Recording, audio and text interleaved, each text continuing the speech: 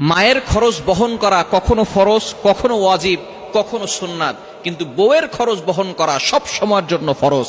এই বউ যিনি, যাকে আপনি বিয়ে করে নিয়ে আসছেন, তিনি আপনার দায়িত্বে।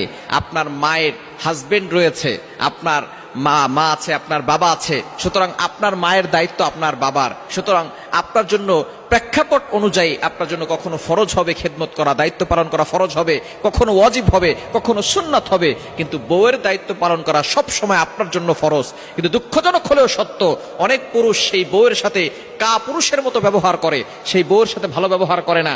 মায়ের কথায় বউকে সকালবেলা 3বার তালাক দেয়, বিকালবেলা 3বার তালাক দেয়, আবার সেই বউর সাথে রাত কাটায়। সুতরাং এই জন্যই বর্তমান বিভিন্ন সংসারগুলোতে হারাম সন্তান পয়দা হচ্ছে। এজন্য আমাদেরকে সতর্ক থাকতে হবে। মায়ের কথায় বউয়ের উপরে রাগারাগি করা, আবার বউয়ের কথায় মাকে গিয়ে গালাগালি করা, এটা কোনো পুরুষের পরিচয় হতে পারে না। বউকেও ভালোবাসতে হবে, মাকেও ভালোবাসতে হবে। মা হচ্ছে শ্রদ্ধার জায়গা, বউ হচ্ছে ভালোবাসার জায়গা।